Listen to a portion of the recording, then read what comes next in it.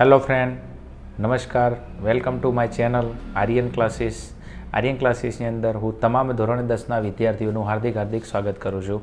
ચલો વિદ્યાર્થી મિત્રો, આજે આપણે આ વિડીયોની અંદર તમારા ધોરણ 10નું ગણિતની અંદર ચેપ્ટર નંબર 13 આંકડાશાસ્ત્ર બહુ મસ્ત મજાનું ચેપ્ટર છે અને તમારો આનો ગુણભાર પણ વધારે છે. પરીક્ષાની અંદર 14 થી 15 માર્ક્સનું આંકડાશાસ્ત્ર ચેપ્ટર પૂછાય છે.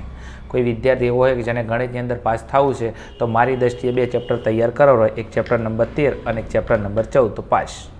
ઓકે, અને 2 પ્રમેય તૈયાર કરી લેવાના એટલે પિક્ચર પૂરું એમ. ઓકે, આપણે પાસ નથી થવાનું, આપણે ટોપર બનવાનું છે. કારણ વિડીયો એટલા માટે જોઈ રહ્યા છો કે તમે તમારા લાઈફની અંદર કોઈ એક્સ્ટ્રા ઓર્ડિનરી કરવા માગો છો એમ. ચલો હવે વધારે વાત નથી કરવી, સીધા ચેપ્ટર ઉપર આવતા રહો. તો આંકડાશાસ્ત્રની અંદર સૌથી પહેલો પ્રશ્ન છે મધ્યવર્તી સ્થિતિમાનના માપો. શું છે? મધ્યવર્તી સ્થિતિમાનના માપો. તો મધ્યવર્તી સ્થિતિમાનના 3 માપો છે: મધ્યક, મધ્યસ્થ અને બહુલક. પરીક્ષાની અંદર એક ગુણમાં પ્રશ્ન પૂછાય કે મધ્યવર્તી સ્થિતિમાનના માપો કેટલા? તો 3. કયા? મધ્યક, મધ્યસ્થ અને બહુલક. ઓકે, પરીક્ષામાં પ્રશ્ન એવો પૂછાય કે મધ્યવર્તી સ્થિતિમાનના માપો કયા નથી?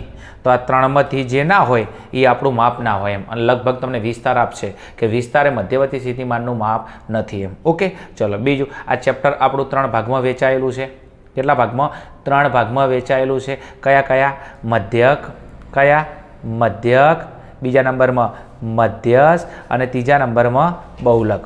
ઓકે, આ ચેપ્ટર આપણું 3 ભાગમાં વહેંચાયેલું છે: મધ્યક, મધ્યસ્થ અને બહુલક. ઓકે, તો આપણું ચેપ્ટર 3 ભાગમાં વહેંચાયેલું છે. તો ચેપ્ટરમાં 3 સ્વાધ્યાય છે: એક 13.1 મધ્યકનો, 13.2 મધ્યસ્થનો અને 13.3 બહુલકનો. ચલો હવે આપણે આજે આ વિડીયોની અંદર આપણે મધ્યક વિશે વાત કરવાની છે. કોના વિશે? મધ્યક વિશે વાત કરવાની છે. ચલો, તો મધ્યકની અંદર પહેલાં એની વ્યાખ્યા પરીક્ષાની અંદર પૂછાય તો એક ગુણની અંદર કે મધ્યક એટલે શું? તો અહીંયા લખ્યું છે અવલોકનના કુલ સરવાળાને અવલોકનની કુલ સંખ્યા વડે ભાગતા. અવલોકનના કુલ સરવાળાને અવલોકનની કુલ સંખ્યા વડે ભાગતા. કોને કોના વડે ભાગવાનું છે? અવલોકનના કુલ સરવાળાને અવલોકનની કુલ સંખ્યા વડે ભાગતા જે કિંમત મળે છે. શું? જે કિંમત મળે છે એ કિંમતને શું કહેવામાં આવે છે? મધ્યક કહેવામાં આવે છે.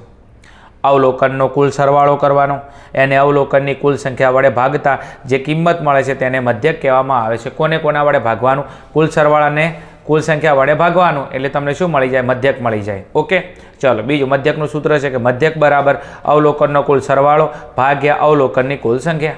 ઓકે, હવે અવલોકનો એટલે તમને એક્સના જુદા જુદા અવલોકનો આપેલા હોય. દાખલા તરીકે હું એમ કહું 10 છે, આ 20 છે, આ 20 છે, 12 છે, દાખલા તરીકે આ 20 છે, આ 30 છે. આ બધા શું છે? અવલોકનો. તો આ બધા અવલોકનનો શું કરવાનો? સરવાળો કરવાનો. અને અવલોકનની કુલ સંખ્યા એટલે 1, 2, 3, 4. તો કુલ સંખ્યા કેટલી? 4. તો આનો સરવાળો કરીને 4 વડે ભાગો એટલે તમને શું મળી જાય? મધ્યક મળી જાય. બીજું, મધ્યકને તમે x બાર સંજ્ઞા વડે દર્શાવવામાં આવે છે. તો મધ્યકની સંજ્ઞા કઈ છે? તો મધ્યકની આપણી સંજ્ઞા છે મધ્યક બરાબર x બાર. એની સંજ્ઞા કઈ છે? x બાર. તો કોઈ પણ સૂત્રની અંદર દાખલો આવશે કોના બરાબર આવશે? x બાર બરાબર આવશે. તો અહીંયા x બાર બરાબર સિગ્મા x. સિગ્મા x એટલે xના અવલોકનનો સરવાળો. બીજું આ સિગ્મા, આને શું કહેવાય છે? આ ઊંધો તગડો, બરાબર છે, આને કહેવાય છે સિગ્મા. બીજું આ સિગ્મા છે, બરાબર છે, આ ગ્રીક અક્ષર છે. કયો અક્ષર છે? ગ્રીક અક્ષર છે. ઓકે, ધ્યાન આપવાનું. તો કોઈ પણ ખૂણે ખસવેથી પ્રશ્ન પૂછાઈ જાય, બરાબર છે. ચલો હડો, તો હવે સૂત્ર છે x બાર બરાબર સિગ્મા x ભાગ્યા સિગ્મા x એટલે xના અવલોકનનો સરવાળો, n એટલે અવલોકનની કુલ સંખ્યા. ચલો હવે મધ્યક શોધવાના તમને અલગ અલગ સૂત્રો આપેલા છે જે દાખલાની અંદર કામ લાગશે. તો અહીંયા મધ્યકના સૂત્રો છે. તો પહેલા નંબરનું છે સીધી રીતનું સૂત્ર. કઈ રીતનું સૂત્ર છે? સીધી રીતનું સૂત્ર. વિદ્યાર્થી મિત્રો, જે સીધી રીત છે એને બીજું કહેવાય છે પ્રત્યક્ષ રીત. કઈ કહેવાય છે? પ્રત્યક્ષ રીત. ઓકે, તો પ્રત્યક્ષ રીતનું આપણું સૂત્ર છે. શું છે? પ્રત્યક્ષ રીતનું સૂત્ર છે. સીધી રીત કઈ રીત છે? પ્રત્યક્ષ રીત. તો સીધી રીતે પ્રત્યક્ષ રીતે મધ્યક શોધવું હોય તો એનું સૂત્ર છે x બાર બરાબર સિગ્મા fi xi ભાગ્યા સિગ્મા fi. સૂત્ર શું છે? x બાર બરાબર સિગ્મા fi xi ભાગ્યા સિગ્મા fi. ઓકે, ચલો સિગ્મા એટલે સરવાળો કોનો? fi xi નો. કોનો? fi xi નો. અને એને કોના વડે ભાગવાનું? fi વડે. હવે અહીંયા મેં લખ્યું છે, તમે જો fi એટલે આવૃત્તિનો સરવાળો. fi એટલે શું થાય? આવૃત્તિનો સરવાળો. બીજું, તમારા દાખલાની અંદર તમને બીજા નંબરનું કોલમ આલ છે. કયું? બીજા નંબરનું કોલમ આલ છે એ હંમેશા તમારું આવૃત્તિનું હશે. એ હંમેશા તમારું fi નું કોલમ હશે. ઓકે, આગળ તો તમારે fi અને xi એટલે xના અવલોકનો આપેલા હોય. ઓકે, એટલે કે જે મધ્ય કિંમત આપેલી હોય, બરાબર છે, અથવા એક્સના અવલોકનો, એને તમે એફઆઈ ને એક્સઆઈનો ગુણાકાર કરશો, એનો શું કરશો? સરવાળો, અને એને સિગ્મા એફઆઈ એટલે આવૃત્તિના સરવાળા વડે ભાગી દેશો એમ. આ કઈ રીતનું સૂત્ર છે? એક્સ બાર બરાબર સિગ્મા એફઆઈ એક્સઆઈ ભાગ્યા સિગ્મા એફઆઈ. તો એ તમારા સીધી રીતનું સૂત્ર છે. સીધી રીતનું બીજું નામ છે પ્રત્યક્ષ રીત. આગળ જાવ છે નેક્સ્ટ. હવે અહીંયા લખ્યું છે, જ્યારે દાખલામાં અવર્ગીકૃત માહિતી આપેલી હોય ત્યારે આ સૂત્ર વાપરવું. જ્યારે દાખલામાં કઈ માહિતી? અવર્ગીકૃત માહિતી આપેલી. અવર્ગીકૃત એટલે તમને વર્ગ ના આપેલા હોય, એટલે સીધું તમને હાલે. દાખલા તરીકે હું એમ કહું, આ 10 છે, આ 20 છે, આ 30 છે. અહીંયા તમે જો આ કઈ માહિતી કહેવાય? આ અવર્ગીકૃત માહિતી કહેવાય. ઓકે, હું એમ કહું 10 થી 20 છે, આ 20 થી 30 છે, આ 30 થી 40 છે, આ વર્ગ છે. આ શું છે? વર્ગ છે. તો આ વર્ગીકૃત માહિતી છે. અને અહીંયા તમે જો 10, 20, 30, 40, 50 અહીંયા વર્ગ નથી, તો એને કઈ માહિતી કહેવાય? અવર્ગીકૃત. એટલે જ્યારે દાખલામાં તમને અવર્ગીકૃત માહિતી આલે, એટલે કે વર્ગ ના આલે, તમને સીધી સંખ્યા આલે, તો તમે મધ્યક શોધવા માટે કોનો ઉપયોગ કરશો? સીધી રીતનો ઉપયોગ કરશો. ઓકે, સૂત્ર છે એક્સ બાર બરાબર સિગ્મા એફઆઈ એક્સઆઈ ભાગ્યા સિગ્મા એફઆઈ. આગળ જાવ છે નેક્સ્ટ. એના પછી બીજા નંબરનું સૂત્ર છે ધારેલા મધ્યકનું સૂત્ર. કોનું સૂત્ર છે? ધારેલા મધ્યકનું સૂત્ર. ઓકે, સૂત્ર છે એક્સ બાર બરાબર a plus sigma FI DI ભાગ્યા સિગ્મા એફઆઈ. ધારેલા મધ્યકનું સૂત્ર છે એક્સ બાર બરાબર a plus sigma FI DI ભાગ્યા સિગ્મા એફઆઈ. હવે એની અંદર આ a શું છે? તો એ આપણો ધારેલો મધ્યક. એ શું છે? આપણો ધારેલો મધ્યક. ઓકે, બીજું અહીંયા ડીઆઈનું કોલમ આવ્યું નવું, તો ડીઆઈ બરાબર શું થાય? XI minus a. એક્સઆઈ એટલે તમારી મધ્ય કિંમત. શું થાય? તમારી મધ્ય કિંમત. અને મધ્ય કિંમતમાંથી તમારે ધારેલો મધ્યક બાદ કરવાનો, એટલે ડીઆઈ લાવવા માટે એક્સઆઈની અંદરથી તમે એ બાદ કરી દેશો, અને એ એટલે થાય તમારો ધારેલો મધ્યક. ઓકે, બીજું તમને ડીઆઈ મળશે, તો ડીઆઈને તમે એફઆઈ વડે ગુણશો એટલે તમને એફઆઈ ડીઆઈ મળશે, અને એફઆઈ ડીઆઈનો સરવાળો કરો એટલે sigma FI DI. Okay, FI એટલે આવૃત્તિનો સરવાળો, ડીઆઈ બરાબર શું થાય? એક્સઆઈ માઇનસ એ, અને એ શું છે? આપણો ધારેલો મધ્યક. ઓકે, આગળ બીજું આ સૂત્ર ક્યારે મૂકવાનું? તો અહીંયા નોંધ તરીકે લખ્યું છે, જ્યારે દાખલામાં વર્ગીકૃતમાં અસતત આવૃત્તિ વિતરણ આપેલું હોય ત્યારે આ સૂત્ર વાપરવાનું. વર્ગીકૃતમાં કયું આવૃત્તિ વિતરણ? અસતત આવૃત્તિ વિતરણ આપેલું હોય. અસતત આવૃત્તિ વિતરણ એટલે એવું આવૃત્તિ વિતરણ કે જેની વર્ગ લંબાઈ સમાન ના હોય. વર્ગીકૃત તો હોય એટલે વર્ગ તો આપેલા છે. દાખલા તરીકે 10 થી અહીંયા 20 છે, 20 થી અહીંયા 40 છે, બરોબર છે. એટલે મૂળ ટૂંકમાં હું એવું કહું, બરોબર છે, કે વર્ગ આપેલા હોય અને વર્ગની શું સમાન ના હોય? વર્ગ લંબાઈ સમાન ના હોય. ઓકે, તો એને કહેવાય તમારું વર્ગીકૃતમાં અસતત આવૃત્તિ વિતરણ. અને વર્ગીકૃતમાં અસતત આવૃત્તિ વિતરણ આલે ત્યારે મધ્યક શોધવા માટે ધારેલા મધ્યકનું સૂત્ર આવશે. સૂત્ર છે એક્સ બાર બરાબર a plus sigma FI DI ભાગ્યા સિગ્મા એફઆઈ. ડીઆઈ બરાબર એક્સઆઈ માઇનસ એ એટલે આપણો ધારેલો મધ્યક. ચલો, આ થઈ જાય આપણે બંને સૂત્ર. એના પછી આપણે આગળ જોઈએ છે મધ્યક શોધવાની અંદર. મધ્યક શોધવાની અંદર આગળ જવું છે મારે. તો બીજું અહીંયા ખાસ, બરોબર છે, ત્રીજા નંબરનું સૂત્ર છે. અહીંયા આપણે લઈ લઈએ પહેલાં પદ વિચલનનું સૂત્ર. કોનું લઈએ? પદ વિચલનનું સૂત્ર.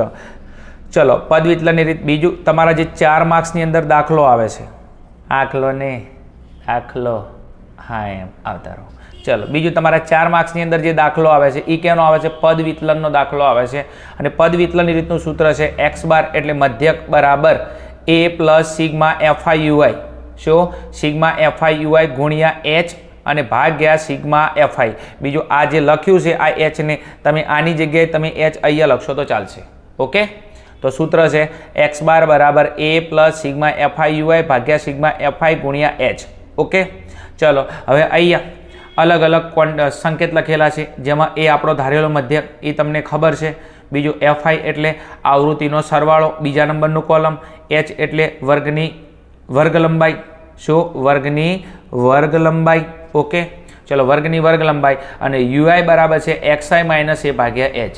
યુઆઈ બરાબર શું થાય? એક્સઆઈ માઇનસ એ ભાગ્યા એચ. હવે એક્સઆઈ શું છે? તો એક્સઆઈ આપણી મધ્ય કિંમત છે. એક્સઆઈ શું છે? આપણી મધ્ય કિંમત છે. એ આપણો ધારેલો મધ્યક છે. એચ શું છે? આપણી વર્ગની વર્ગ લંબાઈ. અને બીજું આ જે મધ્ય કિંમત છે એ મધ્ય કિંમત લાવવા માટે અહીંયા બે સૂત્ર છે. અહીંયા લખેલું છે, તમે જો, મધ્ય કિંમત એક્સઆઈ બરાબર વર્ગની ઉધ્વસીમા વત્તા વર્ગની અધસીમા ભાગ્યા 2. મધ્ય કિંમત એક્સઆઈ લાવી છે તો વર્ગની ઉધ્વસીમા વત્તા વર્ગની અધસીમા ભાગ્યા 2. અથવા એક બીજું સૂત્ર છે મધ્ય કિંમત બરાબર વર્ગની નીચલી સીમા વત્તા વર્ગની ઉપલી સીમા ભાગ્યા 2.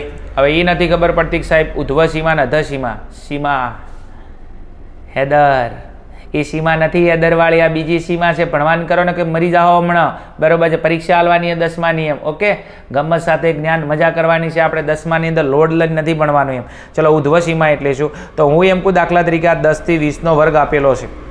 અહીંયા દાખલા તરીકે 20 થી 40નો વર્ગ આપેલો છે. ઓકે, તો અહીંયા હું એમ કહું, બરોબર છે. તો અહીંયા આ જે પહેલી સંખ્યા હોય, આ જે પહેલી સંખ્યા હોય, તો આ પહેલી સંખ્યાને શું કહેવાય છે? તો એને કહેવાય છે ઉધ્વ સીમા. શું કહેવાય છે? ઉધ્વ સીમા. અને જે બીજી સંખ્યા આપેલી છે એને કહેવાય છે અધ સીમા. ઓકે, બીજું આ ઉધ્વ સીમારી એ જ આપણી કઈ સીમા છે? નેતલી સીમા છે. સીમા. ઓકે, આ તમારા મમાન છોડી હે, તાર મમાન છોડી નથી, બરોબર છે. ચલો, બીજું આ જે અધ સીમા છે એ જ તમારી કઈ સીમા છે? તમારી ઉપલી સીમા છે. કઈ સીમા છે? ઉપલી સીમા છે. સમજણ પડશે? જ્યારે તમને વર્ગ આલે તો પહેલી સંખ્યા તમારી શું હોય? ઉધ્વ સીમા હોય. બીજી સંખ્યા શું હોય? તમારી અધ સીમા હોય. ઓકે, બીજું ઉધ્વ સીમા એ જ શું છે? નેતલી સીમા છે. ઓકે, અને અધ સીમા એ જ શું છે? ઉપલી સીમા છે. બીજો વર્ગ લખું હું દાખલા તરીકે અહીંયા 50 થી 60. તો 50 શું છે આપણી? 50 આપણી ઉધ્વ સીમા. 60 શું છે? આપણી અધ સીમા. પહેલા હોય એને કહેવાય ઉધ્વ સીમા, બીજું હોય એને કહેવાય અધ સીમા. ઓકે, તો હવે મધ્ય કિંમત લાવવા માટે xi બરાબર ઉધ્વ સીમા વત્તા અધ સીમા ભાગ્યા 2. ઓકે, એટલે અહીંયા તમે જો 50 થી 60ની અંદર ઉધ્વ સીમા કેટલી છે? 50. અધ સીમા કેટલી છે? 60. 50 વત્તા 60 110. 110 ભાગ્યા 2 એટલે 55. તો અહીંયા xi કેટલો આવ્યો તમારો? 55. ટૂંકમાં તમને વર્ગ આલે 2નો સરવાળો કરી કેટલા વડે ભાગી દેવાનો? 2 વડે ભાગી દેવાનો. ઓકે, ચલો હડો અહીંયા તો UI બરાબર xi. xi એટલે મધ્ય કિંમત, મેં તમને સમજાયું. એમાંથી a એટલે ધારેલો મધ્યક બાદ કરવાનો અને h એટલે વર્ગ લંબાઈ વડે ભાગી દેવાનો. હવે આ સૂત્ર ક્યારે વાપરવું? તો અહીંયા મેં લખેલું છે, તમે જો નોંધ. જ્યારે દાખલામાં વર્ગીકૃતમાં સતત આવૃત્તિ વિતરણ આપેલું હોય, જ્યારે દાખલામાં વર્ગીકૃતમાં સતત આવૃત્તિ વિતરણ આપેલું હોય ત્યારે તમે કયા સૂત્રનો ઉપયોગ કરશો? તો પદ વિચલનના રીતનો ઉપયોગ કરશો. વર્ગીકૃતમાં સતત આવૃત્તિ વિતરણ એટલે શું? કયું વર્ગીકૃતમાં સતત? એટલે હું એમ કહું દાખલા તરીકે 10 થી 20, આ 20 થી 30, 30 થી 40. તો આ વર્ગીકૃત છે. આ કયું છે? વર્ગીકૃત છે. અને એમાં સતત એટલે શું? સતત એટલે તમે જુઓ અહીંયા આ 10 થી 20 વર્ગ લંબાઈ કેટલી છે? 10. 20 થી 30 વર્ગ લંબાઈ કેટલી છે? 10. 30 થી 40 વર્ગ લંબાઈ કેટલી છે? 10. તો દરેકની અંદર h બરાબર કેટલા આવે છે? 10 આવે છે. અને બીજું તમે જો અહીંયા એક વર્ગની અધ સીમા બીજા વર્ગની ઉધ્વ સીમા બને છે. હા, બને છે. તો એને કહેવાય છે વર્ગીકૃતમાં સતત આવૃત્તિ વિતરણ. ઓકે, જ્યારે વર્ગીકૃતમાં સતત આવૃત્તિ વિતરણ આપેલું હોય આ ટાઈપનું, બરોબર છે, બંનેનો ગાળો હરખો હોય અને આ બે સંખ્યા એટલે કે અધ સીમા અને ઉધ્વ સીમા સમાન થતી હોય તો તમે મધ્યક શોધવા માટે પદ વિચલનની રીતનો ઉપયોગ કરશો. ઓકે, સૂત્ર છે x બાર બરાબર a plus sigma fi ui. શું છે? a plus sigma fi ui ભાગ્યા સિગ્મા fi ગુણ્યા h. ઓકે, બીજું પરીક્ષાની અંદર આ પ્રશ્ન બી પૂછાઈ ગયેલો છે 1 ગુણની અંદર. અને બીજું તમારા 2 માર્ક્સની અંદર આ દાખલો વધારે આપે છે, બરોબર છે. ચલો, તો UI નું સૂત્ર શું છે? xi માઇનસ a ભાગ્યા h. ઓકે, બીજું પદ વિચલનનો ઉપયોગ ક્યારે કરીશું? કે વર્ગીકૃતમાં સતત આવૃત્તિ વિતરણ આપેલું હોય ત્યારે એમ. ચલો, તો અહીંયા તમારા મધ્યકને લગતા જે પણ રિલેટિવ ટોપિક હતા એ તમારા અહીંયા પૂરા થાય છે. બીજું અહીંયા નીચે વર્ગ લંબાઈ માટે મેં લખ્યું છે વર્ગ લંબાઈને આપણે કહીશું h. શું કહીશું? h. તો વર્ગ લંબાઈનું સૂત્ર છે અધ સીમા માઇનસ ઉધ્વ સીમા. ઓકે, શું? અધ સીમા માઇનસ ઉધ્વ સીમા. ઓકે, તો અહીંયા તમે જો 30 શું છે? ઉધ્વ સીમા. 40 શું છે? અધ સીમા. ઓકે, તો અહીંયા 40 માંથી 30 બાદ કરી નાખો એટલે કે અધ સીમા માઇનસ ઉધ્વ સીમા. અથવા વર્ગ લંબાઈ h બરાબર ઉપલી સીમા માઇનસ નેતલી સીમા. પહેલા હોય એને નીચલી સીમા કરાય, બીજા હોય એને કરાય ઉપલી સીમા. ઓકે, તો ઉપલી સીમા માઇનસ નેતલી સીમા અથવા ઉધ્વ સીમા અધ સીમા માઇનસ ઉધ્વ સીમા. તો વર્ગ લંબાઈનું સૂત્ર છે. આનો આપણે ઉપયોગ નહીં કરીએ પણ જસ્ટ નોલેજ માટે કામ લાગશે એમ. ચલો, અહીંયા મધ્યકના ટોપિક આપણા પૂરા થાય છે. હવે મળીશું આપણે મધ્યકના દાખલાની અંદર સ્વાધ્યાય 13.1ની અંદર. ઓકે, ચલો ફટાફટ. બીજું થોડી તકલીફ પડશે, હું સમજુ છું તમને, કારણ જ્યાં સુધી ચેપ્ટરની બેઝિક ઇન્ટ્રોડક્શન પ્રસ્તાવના નહીં આવડે ત્યાં સુધી તમે ચેપ્ટર સોલ્વ નહીં કરી શકો. જો આટલી માહિતી તમને આવડે છે તો 100% તમે ચેપ્ટર આરામથી સોલ્વ કરી શકશો એમ. બીજું, વિડીયો જોવાથી કામ નહીં થાય, આના માટે થોડી તમારે પ્રેક્ટિસ કરવી પડશે. સૂત્ર લખીને તૈયાર કરવા પડશે. ના આવડે તો સૂત્ર 5-10 વાર લખો, 100% તમારાથી કામ થઈ જશે. અને આટલું કામ કર્યું હોય તો ફટાફટ 13.1માં તમારી રાહ જોઈને બેઠો છો. ફટાફટ ઉતાવળ કરતા નહીં, આવતા રહો. ચલો, બીજું, મારી મેથડ સારી હોય, વિડીયો તમને હેલ્પફુલ થતો હોય તો કોમેન્ટની અંદર કહેજો. તમને કોઈ ચેપ્ટરની અંદર તકલીફ હોય તો કહેજો, તો આપણે ટાઈમમાંથી ટાઈમ કાઢી અને તમારા માટે ચેપ્ટરના વિડીયો બનાવવાની કોશિશ કરીશું એમ. ચલો, તથાસ્તુ.